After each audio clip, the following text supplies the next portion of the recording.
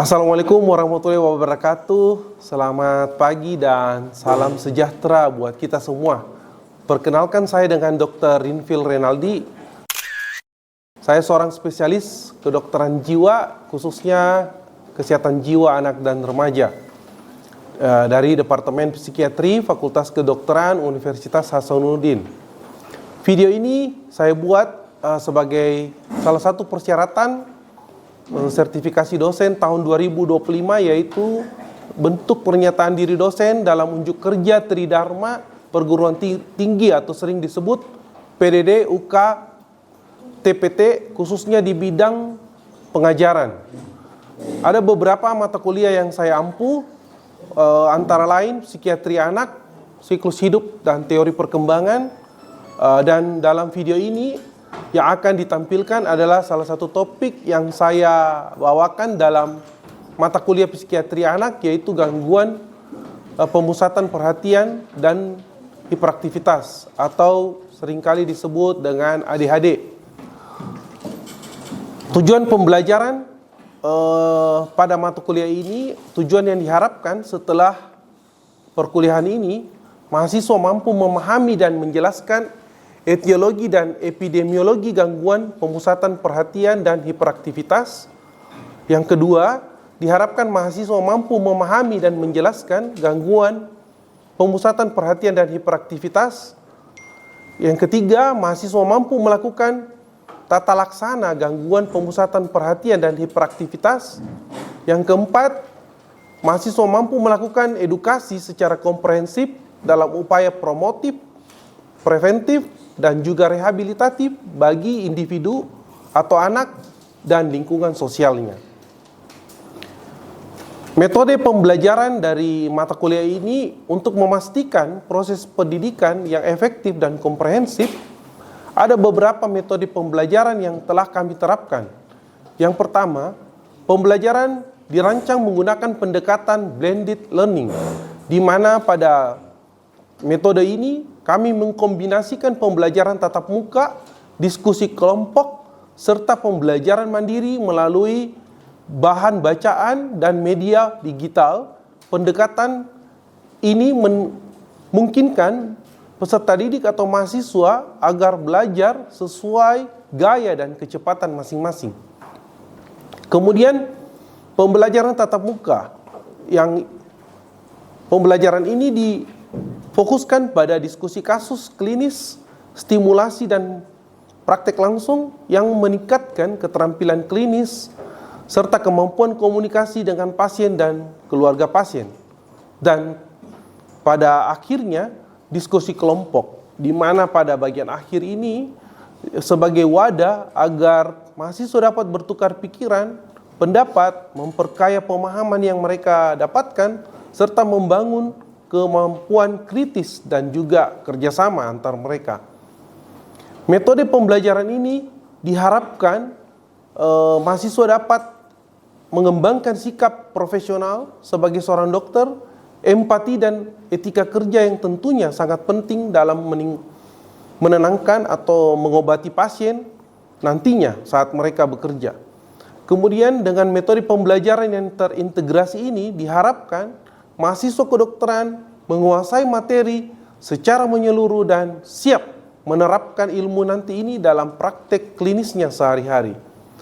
Setelah pembelajaran akan dilakukan evaluasi berkala untuk mengukur pemahaman peserta selama proses pembelajaran berlangsung. Beberapa asesmen akan dilakukan untuk memastikan penilaian yang objektif. Antara lain, kita akan menilai dengan menggunakan latihan soal berupa kuis menggunakan mingguan, di mana mahasiswa diberikan pertanyaan pilihan ganda sesuai topik ADHD yang telah kita bahas. Kemudian kita akan bisa nilai dengan menggunakan mini CX, di mana pada penilaian ini kita akan menilai kemampuan mahasiswa melakukan wawancara secara langsung terhadap pasien dalam rangka menentukan diagnosis dari pasien. Selain itu, mahasiswa juga mendapatkan nilai dari bagaimana mereka membuat sebuah referat atau sari pustaka yang nantinya akan dipresentasikan dan dibahas bersama di hadapan kelompok atau teman-teman yang mengambil mata kuliah yang sama dan tentu dipandu oleh saya. Berikutnya, ini merupakan cuplikan dari proses pembelajaran yang saya laksanakan secara tatap muka. Selamat menyaksikan. Pernah ya ingat-ingat kembali ya, bisa ya recall kembali apa kira-kira maksud dari gangguan ini? Ayo. Baik dok, terima kasih atas kesempatannya dok. Jadi ADHD itu adalah attention deficit hyperactive disorder, yang mana ini ada gangguan pemusatan atau perhatian pada anak-anak. Mungkin itu saya, terima kasih. Iya. Jadi kalau dalam bahasa Indonesia ini adalah gangguan pemusatan perhatian dan hiperaktivitas, itu sama dengan ADHD. Memang onsetnya pada masa kanak. Tapi menurut kalian, gangguan jiwa bentuk ini pada anak bisa nggak berlanjut sampai dewasa? Sampai ya seperti kalian, usia seperti kalian ataupun saya. Bisa nggak gangguan ini terjadi? Ayo kasih komen dong. Ayo siapa? Iya. Silakan dua-dua. Satu-satu, iya. Baik dok, untuk menurut saya sendiri penyakit ini atau ADHD ini bisa sampai dewasa dok. Bisa. Kita Kami mungkin izin menambahkan sedikit, apalagi jika ADHD ini tidak ditangani, itu efek sampingnya juga akan lebih besar lagi. Misalnya akan dapat terjadi keterlambatan bicara ataupun komunikasi yang bisa berlanjut sampai dewasa. Oke. Iya, bagus sekali ya perspektifnya ya.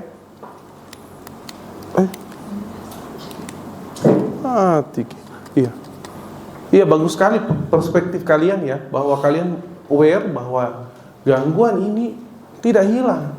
Dia akan bisa terjadi dan berlangsung sampai kita dewasa. Nah, kalau dia terjadi di anak-anak, bentuknya biasanya dalam bentuk keterlambatan bicara. Tapi ini bukan hanya sekedar keterlambatan bicara. Kalau dia berlangsung sampai dewasa, kira-kira apa dampaknya? Kita bisa rasakan nggak kalau orang ini dari kecil susah untuk fokus, susah untuk mempertahankan perhatiannya, selalu aktif bergerak. Kira-kira kalau seperti ini akan jadi apa kalau besar dampaknya? Bisa tambah buruk kan? Apa yang terjadi menurut kalian? Yuk. Lalu dok, terima kasih banyak atas kesempatannya dok, mohon izin berpendapat. Jadi kalau di dewasa itu ADHD-nya bisa berpengaruh di lingkungan sekitar, seperti di dunia kerja maupun di lingkungan keluarga, itu akan sangat berpengaruh karena dia sangat banyak bergerak atau kurang perhatian. Jadi berbeda dengan manusia-manusia normal pada biasanya. Iya. Makasih ya. Jadi kita aware bahwa bila terjadi pada ini berlanjut terus sampai dengan dewasa, banyak dampaknya di lingkungan keluarga, bagaimana pencapaian potensi dari anak itu sendiri atau individu ini. Kemudian pada saat mereka dalam dunia kerja, dalam beraktivitas, pasti ada dampaknya. Bagaimana dia melakukan tugasnya. Dikasih tugas 1 sampai 10, terus terlupa 2, jadi hasilnya tidak optimal.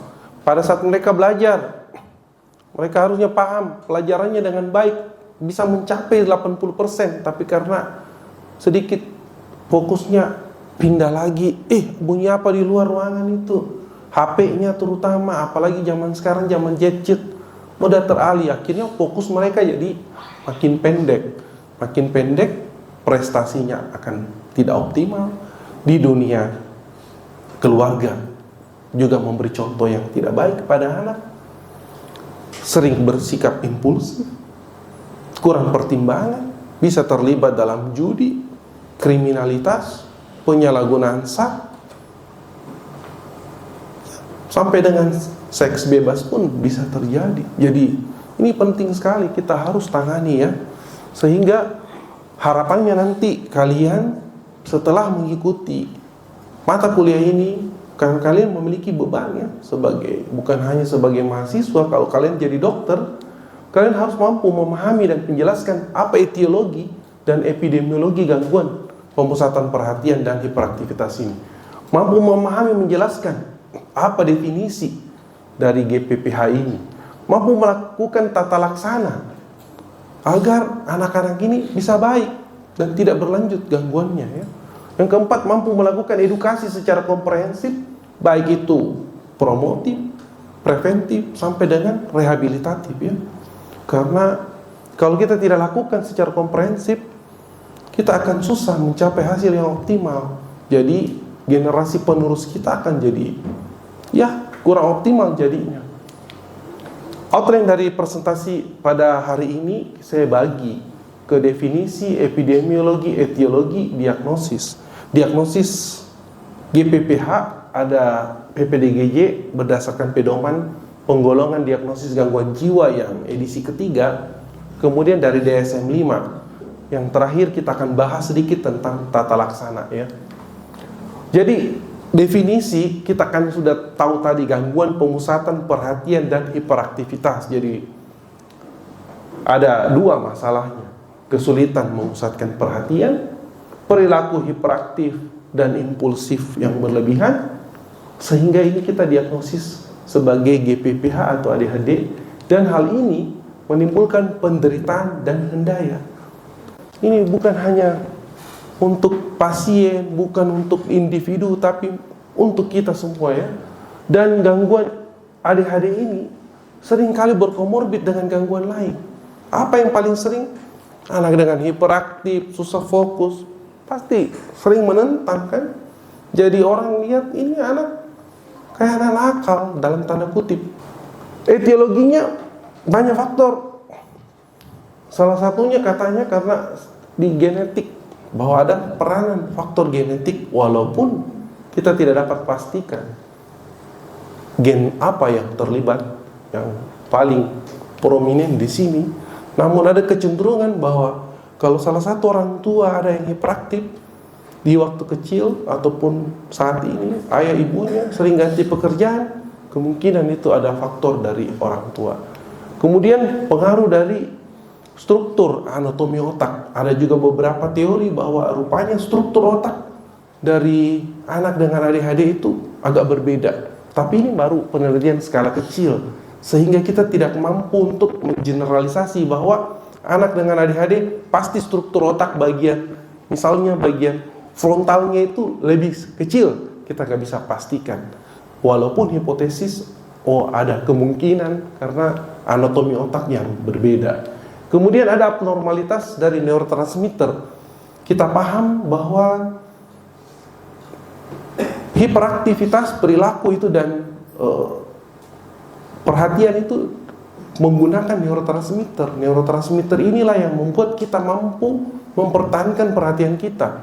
Jadi kalau misalnya pagi ini adik-adik semua ada yang kurang fokus, ada yang cepat bosan atau gampang marah, mungkin tadi malam kalian terganggu neurotransmitternya. Apa yang mengganggu? Kurang makan kali, atau emosi berlebihan, atau kurang tidur. Itu juga bisa membuat kita terganggu. Ini abnormalitas. Apalagi dengan ADHD. Dari awalnya katanya memang neurotransmitter ini yang jumlahnya tidak seimbang. Bagaimana bisa anak itu bisa fokus kalau tidak kita bantu mereka ya, karena memang mengalami abnormalitas neurotransmitter. Tapi ini juga ini sampai saat ini inilah yang kita anggap paling terlibat dalam terjadinya ADHD. Kemudian juga faktor lingkungan. ADHD juga dikaitkan dengan faktor lingkungan. Bagaimana seorang anak yang memang mungkin ada potensi untuk jadi susah fokus, dibantu oleh lingkungan dalam tanda kutip untuk menjadi gangguan ini menjadi lebih menonjol, karena orang tua tidak memberikan pola asuh yang konsisten, tidak memberikan sebuah problem solving yang baik, tidak berespon dengan baik kepada anaknya pada saat mereka marah. Nah, sehingga anak belajar untuk bersikap reaktif, impulsif, tidak sabaran, tidak teratur, skater itulah pola-pola yang membuat kita jadi terjadilah ADHD ya. Ini kita dapat baca ya bahwa bagaimana bisa bahwa etiologi genetik ini salah satu faktor dari twin studies, penelitian dengan saudara, penelitian dengan menggunakan anak adopsi, dan family studies. Semua baru ya memberikan hasil yang bervariatif ya. Dan di sini kita bisa lihat bahwa kecenderungan memang ADHD ini lebih cenderung disebabkan karena faktor genetik dibandingkan dengan anak yang tidak ada riwayat keluarganya. Ini kita bisa lihat ya kromosom-kromosom yang terlibat, salah satunya ini P13Q33 dan P5P13. Ini semua yang model-model penelitian molekuler yang telah dilakukan untuk mencoba mengidentifikasi dari etiologi genetik dari ADHD. Struktur otak ya secara khusus di sini kita bisa lihat nih bahwa dari berbagai studi nih struktur otak yang terlibat banyak yang bisa menjadi penyebab dari ADHD ya. Ini juga beberapa temuan ini ditunjang selain dari struktur juga analisis dari mesin, dari MRI, EEG. Kita sekarang sudah menggunakan mesin yang lebih canggih, bukan hanya melihat struktur dari potongan itu secara sagital ataupun lintang, tapi kita menggunakan elektroencephalografi EEG. Jadi kita melakukan identifikasi fungsi otak itu berdasarkan aktivitas elektronnya ya. Jadi sama dengan kita mendeteksi kejang, kita gunakan EEG juga. Pada ADHD juga dapat kita gunakan EEG. Jadi kita melihat gelombang otak pada anak ini tidak seimbang. Gelombang otak yang harusnya gelombang otak siaga, dia jumlahnya kurang. Yang berlebihan itu gelombang otak yang harusnya low, atau saat kita lagi tidur atau lagi relax, sehingga anaknya ya kelihatannya memang banyak menghayal ya atau tidak fokus. Ini neurokimia ya, baik itu dopamin, norepinefrin, ini terutama yang berperanan. Walaupun katanya ada peranan serotonin juga, glutamat, tapi ini semua masih kurang kuat. Yang paling kuat itu neurotransmitter, dopamin, dan norepinefrin. Ya, jadi target nanti pengobatan kita ya kita bantu untuk neurotransmitter itu 2. Diagnosis ini kriteria saja ya, bagaimana kita menegakkan diagnosis. Tadi gejalanya sulit fokus. Jadi sulit fokus seperti apa? Hiperaktif seperti apa? Ini kita bisa baca di pedoman penggolongan diagnosis gangguan jiwa 3. Bukan saya yang bikin ya. Ini dari Kementerian Kesehatan Jiwa membuat sebuah pedoman. Jadi dokter-dokter dalam menegakkan diagnosis PPDGJ berdasarkan ini harusnya ya. Di mana kita sebut bila berkurangnya perhatian dan aktivitas lebih dari satu situasi. Jadi ADHD ini susah fokus dan hiperaktif tidak hanya di rumah, terjadi harus di sekolah juga, di mana-mana dia begitu ya. Kalau diagnosis dari DSM-5 dia lebih rinci sih pada DSM-5 ini. DSM-5 ini adalah sebuah pedoman yang dari Amerika.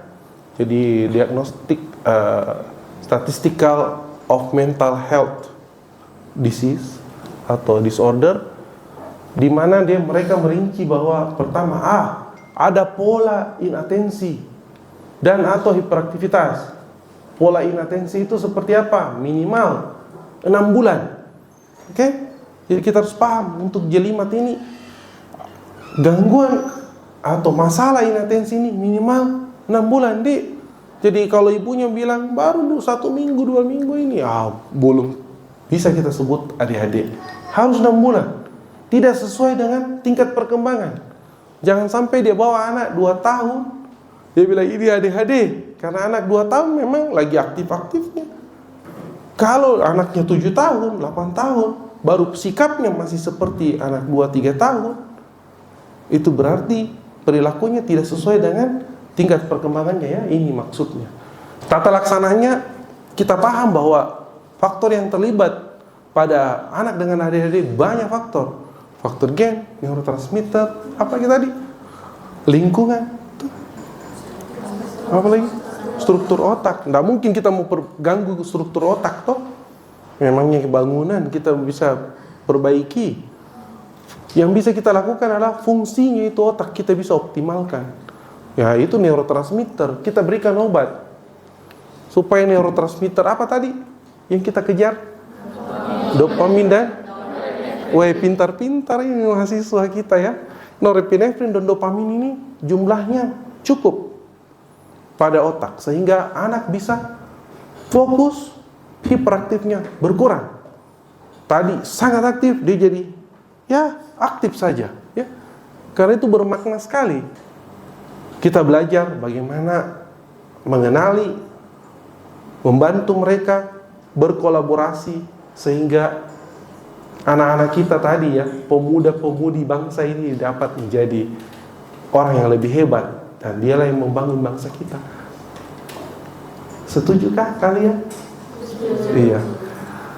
Baiklah, karena materi saya hari ini referensinya telah selesai. Ada pertanyaan sebelum kita akhiri? Silakan. Ada yang mau bertanya? Oh ya. Ya, tapi dok izin bertanya. Jadi kebetulan saya punya kenalan yang memang dia itu sudah didiagnosis ADHD.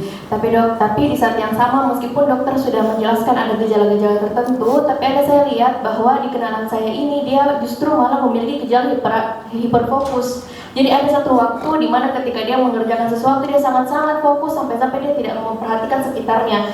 Kenapa bisa terjadi dok? Sementara kan kalau kita berpikir bahwa ADHD itu kesulitan untuk fokus, tapi di saat yang sama ada keadaan di mana dia justru malah fokusnya terlalu hyper sampai-sampai dia bisa menyelesaikan itu. Terima kasih banyak dok. Iya, bagus sekali ya. Ini pertanyaan ini muncul tidak mudah loh. Ini dari pengamatan sehari-hari dan biasanya terjadi jadi kita kenali memang ini gangguan, jadi kita bisa memiliki empati dengan anak-anak. Harapannya ya teman-teman semua nanti terpapar dengan ADHD, bisa mengenali. Tidak perlu kita jadi ADHD untuk memahami orang kan. Masa kita harus jadi ADHD kan? Masa kita harus jadi gangguan jiwa untuk mengerti pasien jiwa? Dengan mengenali untuk jenisnya, kita berusaha mengingat, memahami apa yang mereka alami, kita bisa bantu mereka ya. Seperti tadi pertanyaan dari teman tak, bahwa anak dengan ADHD katanya kan susah fokus, tapi kenapa ada masa dia bisa fokus? Pertanyaan saya tergantung tugas apa dulu. Kalau tugas yang terstruktur, yang mendetail, anak ADHD nggak bisa selesaikan. Tetapi kalau dibilang menggambar, main game, dia tidak perlu fokus banyak. Otak mentalnya tidak perlu bekerja besar. Bisa dia fokus. Jawabannya seperti itu. Dan anak dengan ADHD bukan berarti juga 100% dia tidak bisa fokus. Ada satu masa dia bisa fokus. Pada saat jumlah neurotransmitter itu seimbang, dia bisa fokus. Tapi itu tadi, tidak bisa melakukan kegiatan yang runut. Seperti kalian ini, bisa duduk selama berapa? Hampir sejam kita bersama di sini, setengah jam lebih. Gak bisa. Dia cuma 5 menit, gak bisa fokus. Dan bisa selesaikan. Ya, udah bisa menjawab ya. Nanti dibuktikan itu dengan pemeriksaan EEG. Jadi kuantitatif EEG kita akan nilai, berapa jumlah gelombangnya, berapa powernya, gelombang apa yang dominan di otak. Jadi disitulah kita bisa pastikan, membantulah ceritanya. Ya, mudah-mudahan bisa menjawab ya.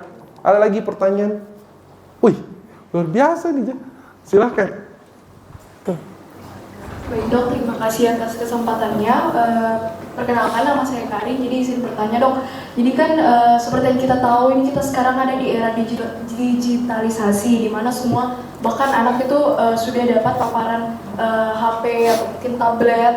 Nah, yang saya ingin tanyakan dok, apakah ada peran dari teknologi digital ini ataupun aplikasi mobile yang bisa untuk manajemen ADHD ini, atau bahkan justru kita harus jauhi HP atau tablet ini untuk anak-anak. Apakah screen time-nya mungkin diturunkan atau bahkan tidak diberikan screen time sama sekali, karena tadi juga sempat dokter sebutkan kalau anak-anak ADHD itu kalau untuk main game masih bisa fokus gitu, masih bisa ini, tapi apakah itu justru kita harus kurangi biar dia fokusnya untuk hal lain juga bisa, atau bagaimana dok?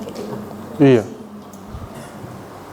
Makasih ya Karinia, pertanyaannya tajam ya, setajam pisau. Jadi kalau bicara pisau, pernah dapat pisau bermata dua nggak? Tak bisa kena, salah sedikit kita kena, toh? Sama untuk menjawab pertanyaannya Karin. Bagaimana menghadapi anak dengan ADHD? Apakah dengan media digital ini kita hentikan atau malah berikan, toh? Seperti itu kan? Jadi media digital, medsos memang begitu.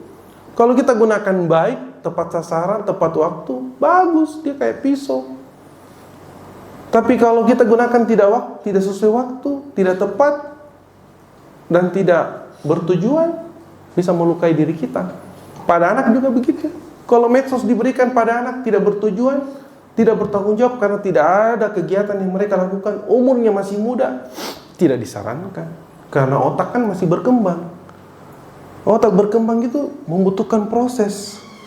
Jadi proses, semakin lama proses kita berikan HP tanpa tujuan, tidak terstruktur, ini anak cepat mendapatkan gratifikasi. Jadi otaknya akan terpola seperti minta dapat, itu aja. Kapan membutuhkan proses, dia akan jadi tantrum. Karena otaknya lagi berkembang. Tapi kalau kita berikan pada kalian pegang gadget semua, tapi kalian tidak nonton video kan selama pembelajaran. Kalian tahu, saya gunakan ini pada saat saya butuh. Karena kalian udah besar, udah ngerti apa tujuan saya punya gadget. Kita hidup untuk makan atau makan untuk hidup?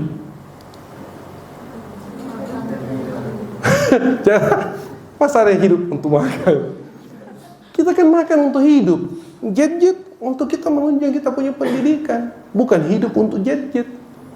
Jadi kalau umurnya sudah bisa mengetahui prioritas, tahu skala, gadget, justru kita kasih gadget. Anak ADHD, ada program sekarang dikembangkan dengan menggunakan game.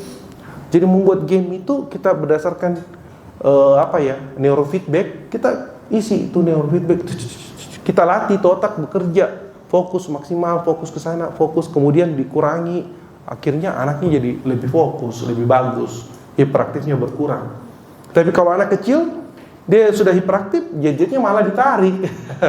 Gitu ya. Jadi itu tadi ya, bisa menjawab itu ya, mudah-mudahan bisa dipahami. Oke, thank you ya.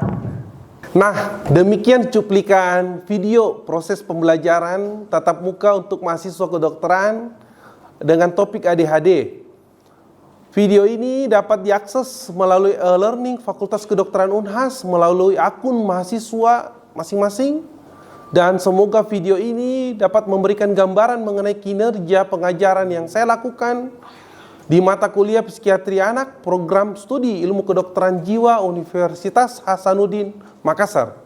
Saya mengucapkan terima kasih kepada seluruh tim penilai, tim panitia sertifikasi dosen tahun 2025. Tak lupa pula saya mengucapkan terima kasih kepada tim pengajar Program Studi Ilmu Kedokteran Jiwa Fakultas Kedokteran Unhas. Dan pada akhirnya saya mohon maaf bila ada kata atau kekurangan dalam video ini. Wassalamualaikum warahmatullahi wabarakatuh. Selamat pagi dan salam sejahtera untuk kita semua.